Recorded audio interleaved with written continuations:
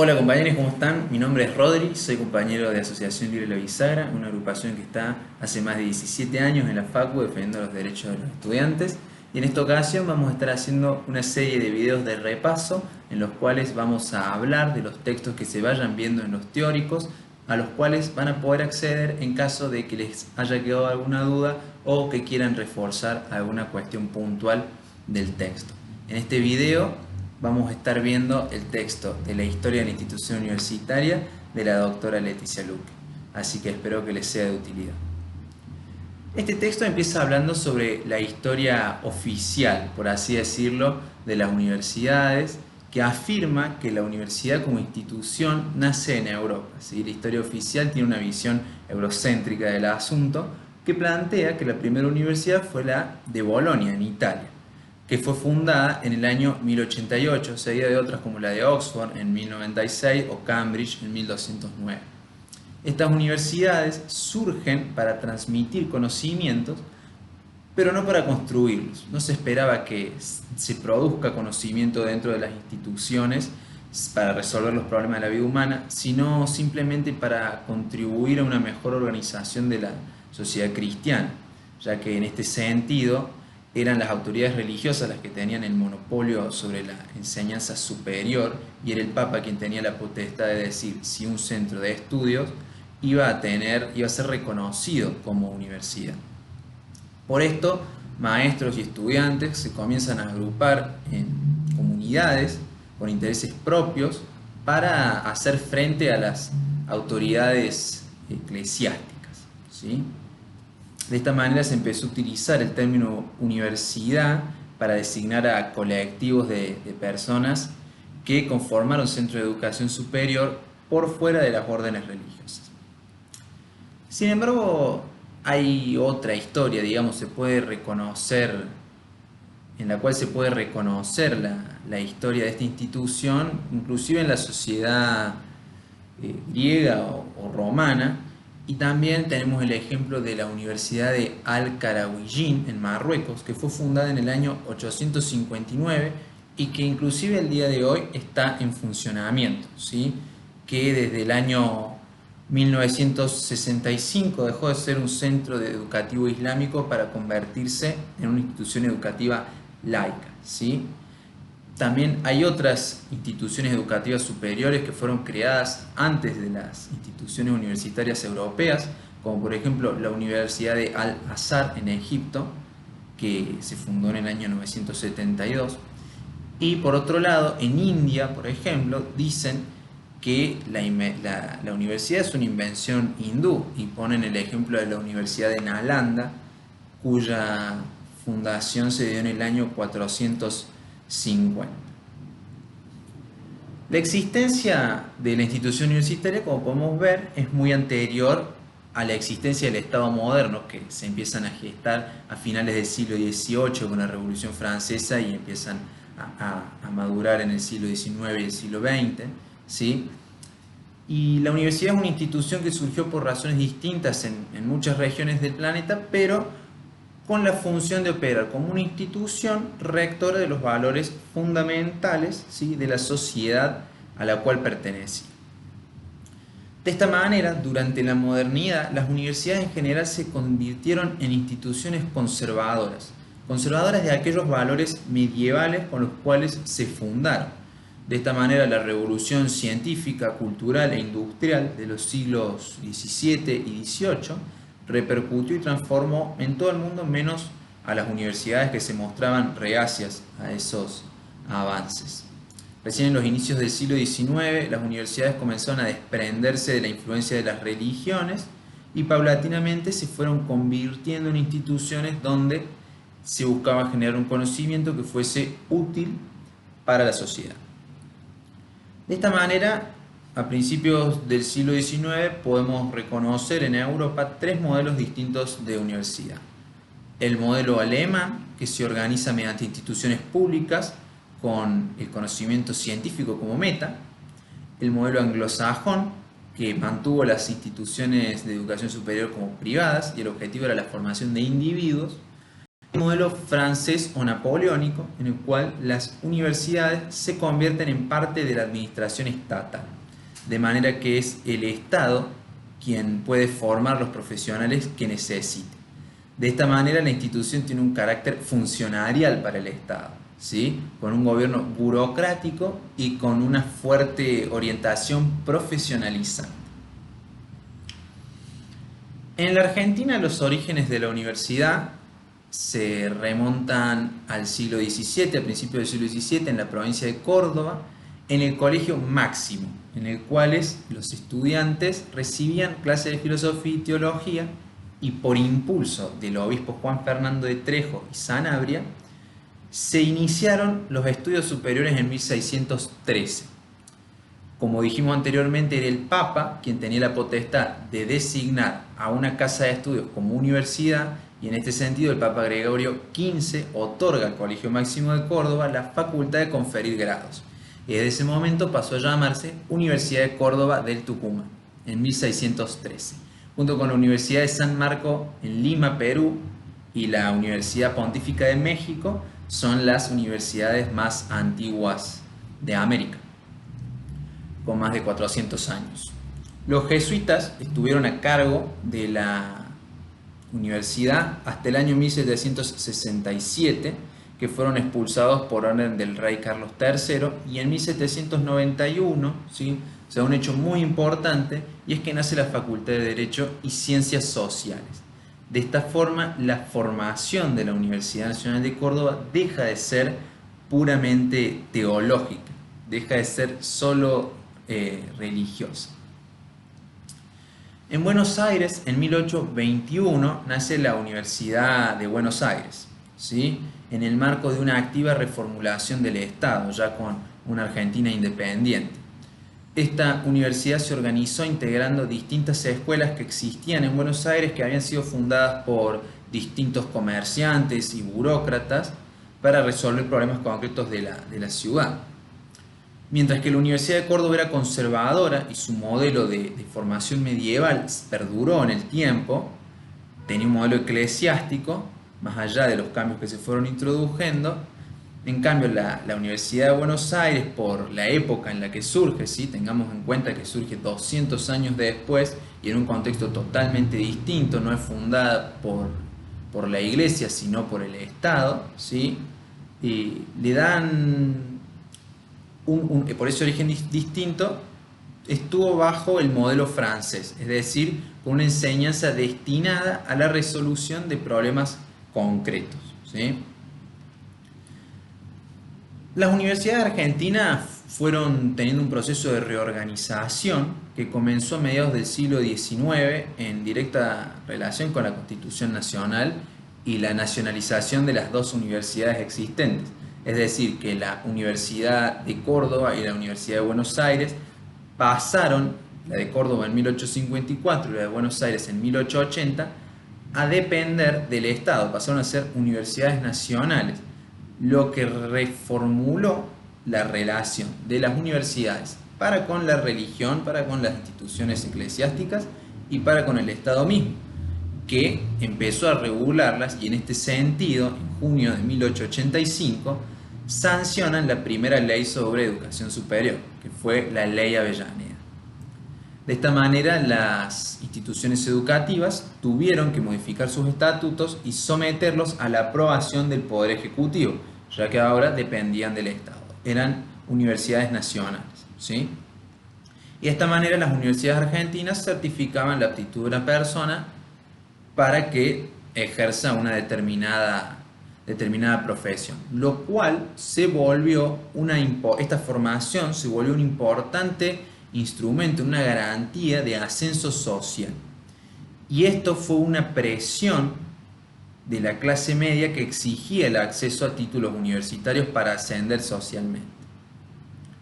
La organización de las universidades comenzaron a ser criticadas, ya que los académicos eran vitalicios en sus cargos y eran cuestionados por un carácter elitista y excluyente.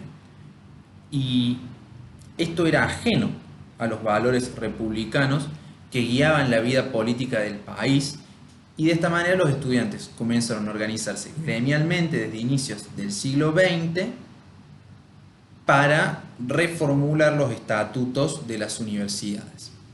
De esta forma, en la UBA hubieron cambios en los estatutos de 1906, ¿sí?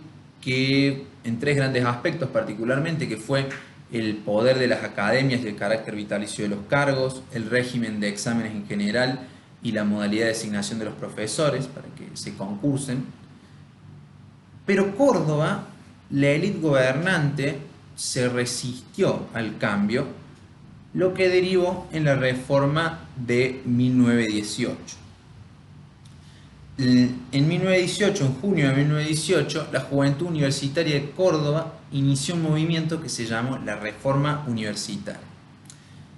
El episodio detonante de esta reforma universitaria fue el hecho de la supresión del internado para estudiantes avanzados de la carrera de medicina, ¿sí? Que funcionaba como una residencia para estudiantes que tenían escasos recursos y que no eran de Córdoba.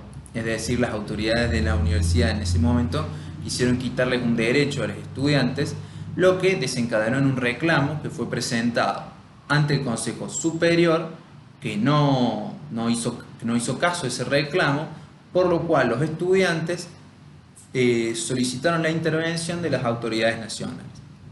En este sentido, el Procurador General de la Nación, que intervino, propuso una reforma como la de Buenos Aires. En la elección de rector no ganó el candidato reformista y los estudiantes irrumpieron en la asamblea y desconocieron el resultado electoral hasta que finalmente, con una nueva intervención, se logró la modificación de los estatutos. En un primer congreso de estudiantes nacionales, en un primer congreso nacional de estudiantes universitarios, se sancionó un proyecto de ley universitaria que contenía los principios sobre los cuales se debía organizar la nueva universidad, que eran la docencia libre, la asistencia social a los estudiantes, la misión social de la universidad, la periodicidad de las cátedras. Y de esta manera el programa de la reforma desbordó los aspectos puramente docentes e incluyó una serie de planteamientos políticos sociales que aparecen insinuados en el Manifiesto Liminar. El Manifiesto Liminar, cuyo autor aparece como Deodoro Roca. La reforma supuso también dos conquistas fundamentales, y esto está bueno que lo memoricen porque es muy importante, que fue la autonomía y el cogobierno universitario.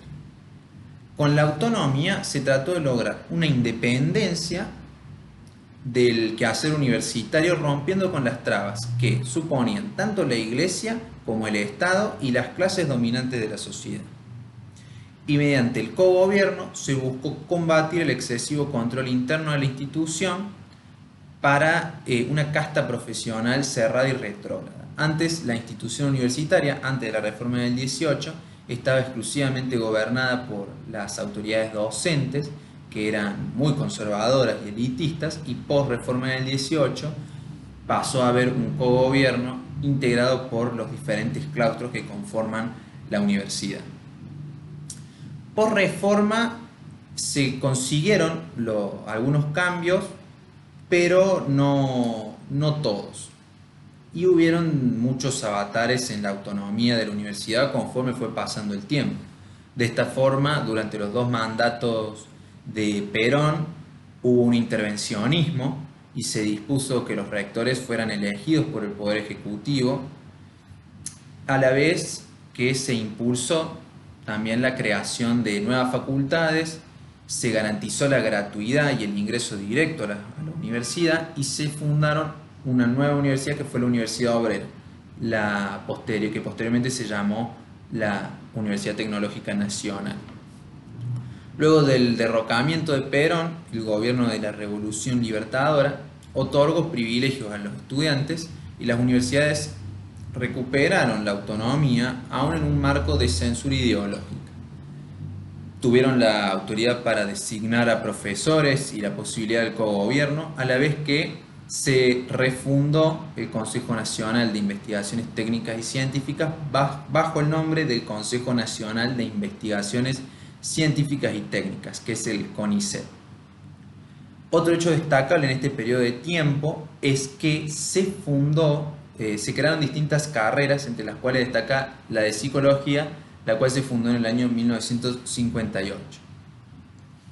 A inicios de la década del 60, los militares comenzaron a ver en las universidades, en las facultades, posibles centros de revolución, y de esta manera el golpe militar de 1966 interviene en las universidades fuertemente y los movimientos estudiantiles se hicieron protagonistas de las luchas contra los gobiernos de facto, que decantó en un triste acontecimiento que fue la Noche de los Bastones Largos, en la cual se desalojaron múltiples facultades de manera extremadamente violenta, que culminó con el exilio de múltiples docentes. Durante el gobierno iniciado en 1973 se produce un importante proceso represivo con desapariciones de dirigentes universitarios y se dispuso la intervención de muchas universidades, de facultades, se clausuraron los centros de estudiantes, se llevaron a cabo cesantías docentes, expulsiones, proceso que se volvió mucho más profundo y oscuro con la dictadura militar de 1976, que se implementaron cupos y arancelamientos a la universidad, dejó de ser gratuita para disminuir el ingreso universitario, y básicamente la reestructuración que buscó este gobierno de facto en la universidad se llevó a cabo con asesinatos y desapariciones de representantes estudiantiles, docentes. Básicamente esa fue su estrategia, simplemente los crímenes de lesa humanidad fueron la estrategia que usaron para reorganizar a su modo la universidad. Con el retorno de la democracia, las universidades argentinas fueron recuperando paulatinamente la autonomía con base en el cogobierno, pero el cambio fue gradual. Se puso, después del 83 que vuelve la democracia, se puso un importante esfuerzo en la reconstrucción de la institución universitaria y se abrieron las puertas al ingreso masivo de estudiantes. Pasados los años de reconstrucción, en la década del 90, hubieron una serie de transformaciones importantes que son consideradas como positivas o negativas, plantea el texto, dependiendo de cómo se los analice. De esta manera, el Estado tomó una posición mucho más que se acopla a un modelo neoliberal, ¿sí? E intervino también activamente sobre el sistema educativo con políticas concretadas en la sanción de la Ley de Educación Superior, la LES, que tuvo un fuerte rechazo que se asoció a la inclusión de los procedimientos de evaluación y acreditación. Fue una época de muchas novedades, una de las cuales fue la incorporación de la Comisión Nacional de Evaluación y Acreditación Universitaria, la CONEAU, la cual al día de hoy se ocupa de realizar evaluaciones externas y de acreditar las carreras que son consideradas de interés público.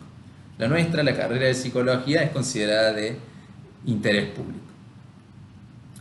Una vez iniciado los 2000, ¿sí? Durante la primera década del siglo XXI, se produjo otra oleada de creación de universidades de la Argentina y se frenó el indiscriminado proceso de creación de universidades privadas gracias a que la CONEAU rechazó numerosos pedidos por no reunir los requerimientos necesarios.